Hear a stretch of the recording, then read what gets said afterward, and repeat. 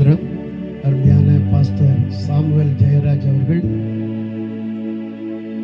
சாதாரண ஒரு போதகர் அல்ல, ஒரு பட்டணத்தில் இருக்கிற ஒரு போதகர் அல்ல, ஒரு கிராமத்திலிருந்து ஒரு பெரிய சாதனையை நடத்தியிருக்கிற ஒரு தெய்வ மனிதர்.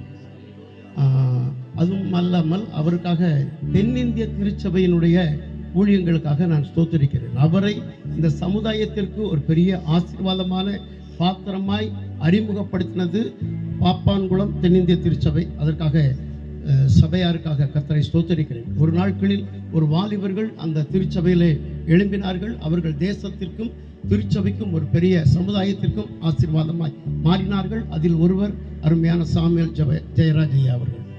அவர் மிக எளிமையானவர், இனிமையானவர், மிக மனத்தாழ்மை உடையவர்.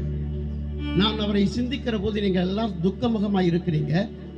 நான் ஒரு நம்பிக்கை இருக்கு, அவர் மகிமையில் பிரவேசித்திருக்கிறார். ஒரு சாப்டர் முடிஞ்சிருக்குது, அவர் வாழ்க்கை முடியல, ஒரு அத்தியாயம் முடிஞ்சிருக்குது. நம்ம புஸ்தகத்தில் படிக்கும் போது ஒரு அத்தியாயத்தை முடிச்சுட்டு அடுத்த இன்னொரு அத்தியாயத்துக்கு போகிறோம்.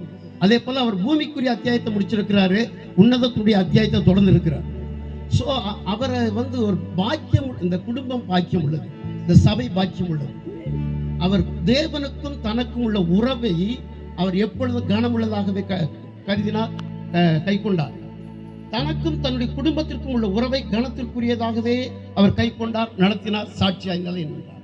இதுவும் அல்லாமல் திருச்சபைக்கு எல்லாம் சாட்சிகள் சொன்னது போல நான் அவரை குறித்து சொல்ல முடியும். அவர் திருச்சபைக்கு நேசிக்கக்கூடிய, திருச்சபை கனப்படுத்தக்கூடிய ஒரு நல்ல கனத்திற்குரிய பாத்திரம். ஆக தன்னுடைய உறவை தனக்கும் தேவனுக்கும், தனக்கும் தன்னுடைய குடும்பத்திற்கும், தனக்கும் திருச்சபைக்கும் மிக நேர்த்தியாய் பாதுகாத்து கொண்டவர். ஸோ அவர் இந்த நாட்களில் அவருடைய வாழ்க்கை முடிவுரை அல்ல, அவர் ஒரு பட்டமளிப்பை பெற்றுக்கொள்கிறார். Graduation day for this pastor. இது ஒரு பட்டமளிப்பு விழாவாகத்தான் நான் நினைக்கிறேன். நீங்கள் ஒரு கால் சுகமாய் இருக்கலாம், ஆனால் மகிழ்ச்சியாய் நீங்கள் நானும் ஒரு பாக்கியம் உள்ள மனிதர். இப்படிப்பட்ட ஒரு ஆவிக்குரிய தகப்பனை, இப்படிப்பட்ட ஒரு நல்ல போதகரை பெற்றிருக்கிற நாம் பாக்கியவான்கள். அவருடைய காலடி சுவடுகளிலே நாமும் பின்பற்றி தேவனை ஆராதிக்கிறவர்களாய், தேவனை பின்பற்றுகிறவர்களாய் மாற வேண்டும் என்பது நமக்கு அவர் கற்றுத் தந்திருக்கிற பாடம். ஆமென், அல்லேலூயா. தொடர்ந்து தேவன் தன்னுடைய ஆறுதலை உங்களுக்கு அருளி செய்வாராக.